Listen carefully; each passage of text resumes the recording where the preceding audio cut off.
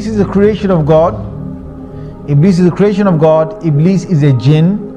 Iblis is, he's made of fire, which the Quran talks again in several places that he's made of fire. But where did Iblis come from? And were there the likes of Iblis before? So the Mufassirun have commented. And again, this is based on those narrations that I talked about earlier.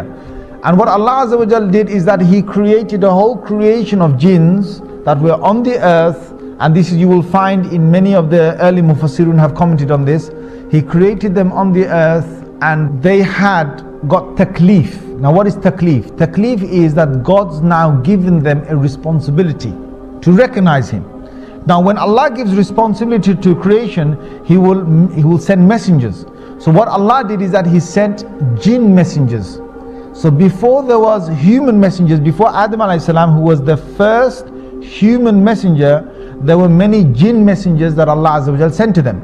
Now the jinns are made of fire, and the jinns, one of the things they have inside them, being fiery is that you're angry and you're hasty, you're fast, you're very powerful.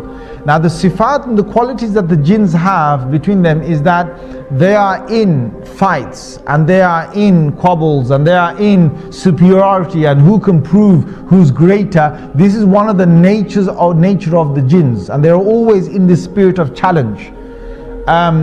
Now there are good jinns. Allah Azza wa Jalla has said that in Surah Jinn itself. He's talked about two different groups of jinns, and He said the salihun, and there's those who are pious and those who are not pious.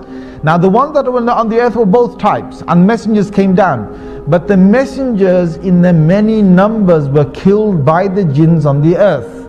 And there was great corruption that prevailed on the earth. There was great corruption that prevailed on the earth. Now there was one notable jinn that was very pious. Iblis, being who he was a good jinn, and he started to worship God to the extent, because jinns could fly, see, and jinns could go through many of the heavens. They could go up and down. They didn't have to stay on the earth. They could travel up. It was only when Rasulullah sallallahu alaihi wasallam came that they were trapped within this first universe. This is clear from the Quran. This in Surah Safat you will find this. In Surah Jinn you will find this, that Allah did not allow them to go beyond the first heaven, or the first heaven meaning the end of this universe. They can't go past that after Rasulullah sallallahu alaihi wasallam became a prophet. But before that they could go above that. So what happened is that on these travels, Iblis proved himself that he was so close to God. And Allah Azza wa Jal then allowed him to get closer and closer to higher and higher basically. And they say in some of these narrations that there was no space in the heavens was left, like no large space was left in the heaven, but Iblis had gone there and he had worshipped God. So he was a very, very, very close, you could say jinn, servant jinn, however you want to put it, to God. Until then, Allah Azza wa Jal allowed him to come in the company of the malaika, of the angels. And he got the chance to be in the company of the malaika. Allah decided that He's going to send the angels down to the earth and to banish the mutamarrideen, or those jinns that had causes a lot of corruption on the earth. So this group was going to come down, and they're going to kill many of these jinns that were just out of control. Iblis volunteered that if he can come with the angels to kill these corrupted jinns on the earth, and Allah Azza wa Jal gave him permission. So he came and they killed a lot of these jinns. They left only a few on the earth, and from these few again the progeny of the jinns would start. Now Iblis returns back.